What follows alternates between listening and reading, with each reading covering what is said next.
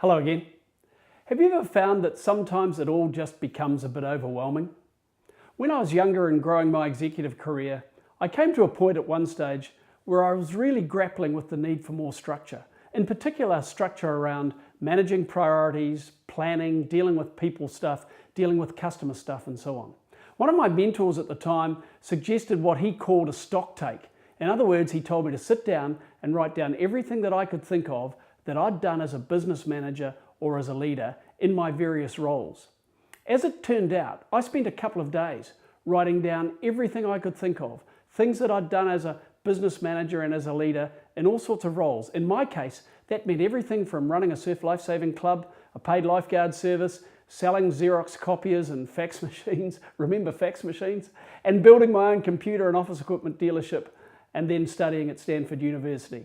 I also listed the issues that I'd struck from the outcomes of my European consulting adventure and my time at Colliers in New Zealand and Australia, where I was running a multinational, multi-million-dollar real estate organisation coming off what was effectively one of the worst real estate recessions since the 1930s. So I had all that experience to write about.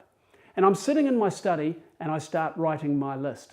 I devoted one line of my yellow pad for each thing that I could think of.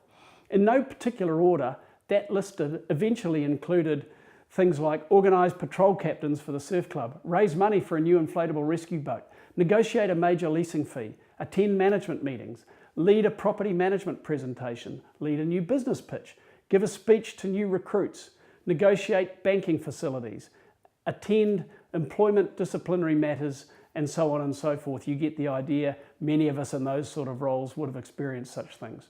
After 2 days of thinking, I had 20 pages with 30 items per page of assorted experiences. That's 600 things. The first thing that became clear was how much stuff I'd already done, and it gave me some confidence in my own ability. I then threw my pile of pages into a drawer and pondered what I'd do with them. 2 days later, I pulled out the assorted papers and began putting my thoughts into some sort of logical order.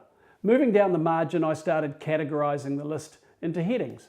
It might have been a banking matter or a brand matter, an employment issue or a sales opportunity.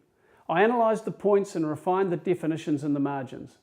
My first cut produced about 20 or so headings, but that was too many, I thought at the time, so I recategorised a couple of times, and after some creative thinking, everything on those 20 pages fitted under just 7 headings, and I call those 7 headings the 7 principles of profit. That list reads like this. Number 1, dealing with change. Number 2, leadership. Number 3, finance in the back office. Number 4, your product or your service. Number 5, your sales and marketing. Number 6, your people. And last but not least, number 7, your customers. And everything that we do in business falls under one of those 7 headings.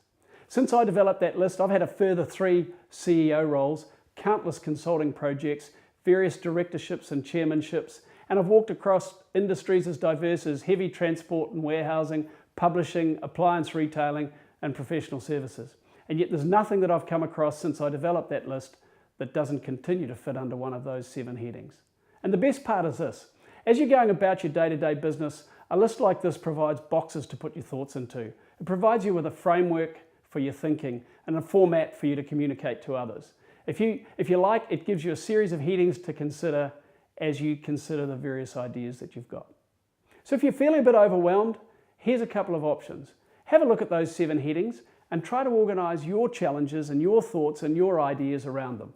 Alternatively, take a seat, turn off the phone and the computer and write down the list of things that you do or that you've done and build a structure that suits you. And most of all, have fun. We all spend too much time working not to enjoy ourselves. Hey, thanks for watching. Have a great week.